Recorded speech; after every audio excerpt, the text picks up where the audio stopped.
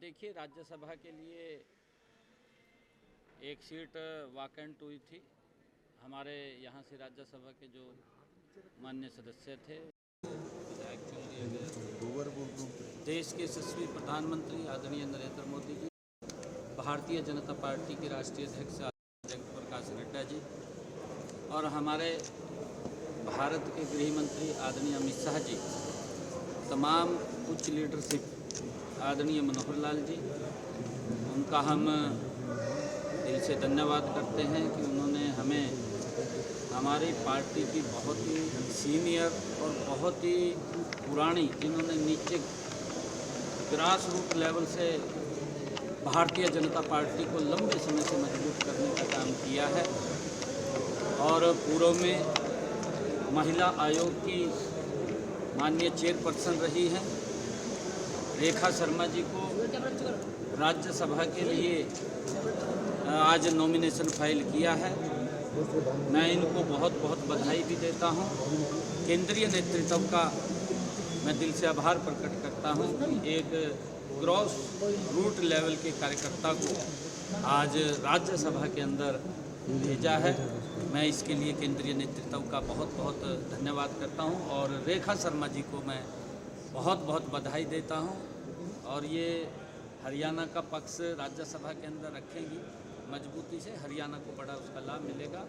इनको बधाई देता हूं और केंद्रीय नेतृत्व का मैं दिल से आभार और धन्यवाद करता हूं। नहीं, देखिए, वो विपक्ष की अपनी स्ट्रेटजी होती है और अपनी स्ट्रेटजी के अनुसार ही वो निर्णय लेते हैं और क्योंकि ये सीट मैंने जैसा बताया भी है कि हमारे राज्यसभा के सांसद थे कृष्ण लाल पंवार जी, वो विधायक चुने गए और विधायक चुने गए तो उनके स्थान पर रेखा शर्मा जी को यहाँ पर भेजा है। मैं इनको बधाई भी देता हूँ, शुभकामनाएं देता हूँ। उनकी अपनी स्ट्रेटजी है कांग्रेस की। नहीं, देखिए, आदरणीय प्रधानमंत्री जी लगातार महिलाओं को सशक्त करने के लिए निरंतर प्रयासरत। उनकी जो योजनाएं, जो उनकी नीतियाँ हैं और जो उनकी नीति है वो महिलाओं को सशक्त और मजबूत करने की है। कल आदरणीय प्रधानमंत्री जी हमारे हरियाणा के अंदर पानीपत की उस भूमि के ऊपर आए थे जिस भूमि के ऊपर वो जनवरी 2022 में उन्होंने वहाँ से बेटी बचाओ बेटी पढ़ाओ के लिए आगाज किया था और कल बहुत बड़ी योजना LIC की बीमा सखी योजना, उसका शुभारंभ आदरणीय प्रधानमंत्री जी ने किया है।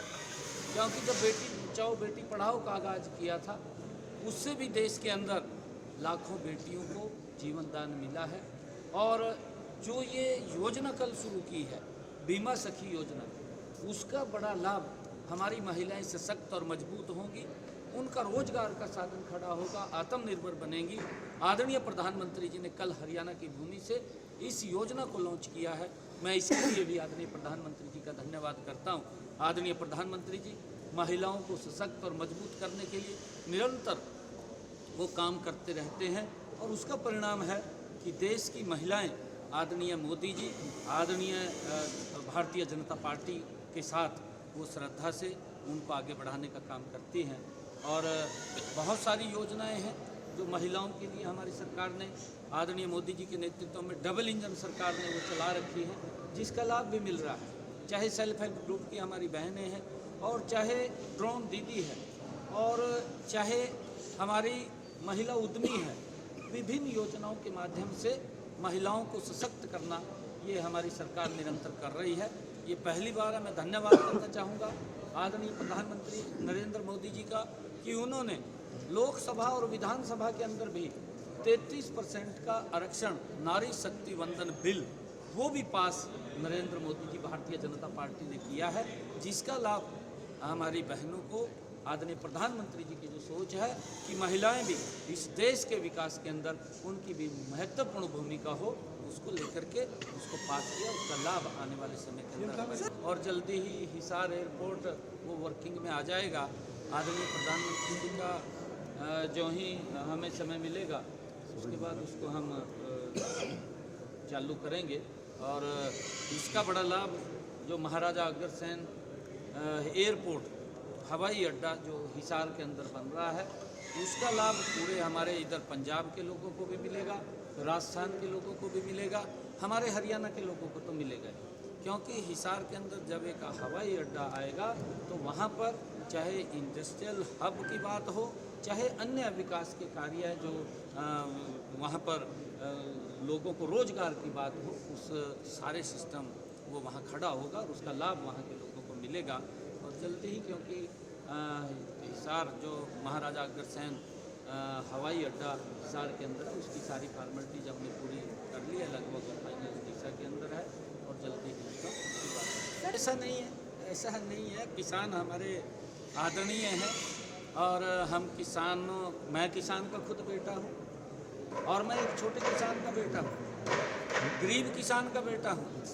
मुझे मालूम है कि किसान की क्या क्या समस्याएं हैं, क्या क्या दिक्कतें हैं। मैं धन्यवाद देना चाहूँगा देश के यशस्वी प्रधानमंत्री आदरणीय नरेंद्र मोदी जी को, जिन्होंने पिछले 10 वर्षों में किसान की मजबूती के लिए अगाध काम किए।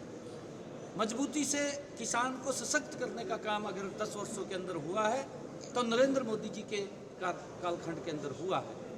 क्योंकि अन्य विपक्षी दल, चाहे कांग्रेस है चाहे कोई अन्य दल है, अभी भी वो लोग इस किसान के नाम के ऊपर इसके अंदर राजनीति ढूंढ रहे हैं। ये दुर्भाग्यपूर्ण है, राजनीति नहीं होनी चाहिए।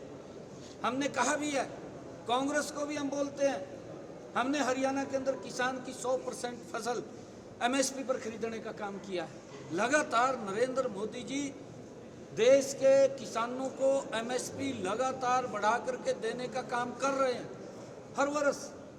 कांग्रेस ने पिछले दिनों में इस प्रकार का दुष्प्रचार किया कि एमएसपी बंद हो जाएगा। एमएसपी बंद नहीं हो रहा है, कांग्रेस की दुकानदारी बंद हो रही है। और जब कांग्रेस की दुकानदारी बंद हो रही है तो फिर कुछ ना कुछ पीड़ा होती है, और पीड़ा होती है तो इस प्रकार का दुष्प्रचार होता है। मैं कांग्रेस के नेताओं को कहना चाहूँगा, अगर आपको किसान की इतनी चिंता है, राहुल बाबा को भी कहना चाहूँगा, आप हिमाचल प्रदेश में कांग्रेस की सरकार है, हम हरियाणा में 100% एमएसपी पर किसान की फसल खरीद रहे हैं।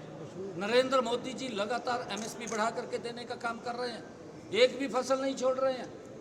राहुल बाबा, आप भी हिमाचल के अपनी सरकार के अंदर कहिए कि वहाँ के किसानों को 100% उसकी फसल को एमएसपी पर खरीदे।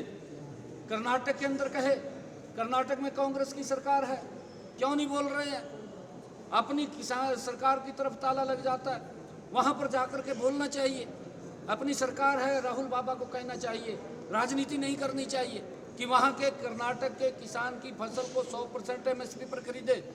तेलंगाना के किसान को, वहाँ की सरकार को बोलना चाहिए, राहुल बाबा को। और मैं केजरीवाल साहब को भी ये बात कहना चाहूँगा कि राजनीति को बंद करें। आपकी राजनीति जो भ्रष्टाचार की राजनीति है और जो आपकी लॉलीपॉप की राजनीति है, उसको पूरा देश जान चुका है, कांग्रेस को भी और आम आदमी को।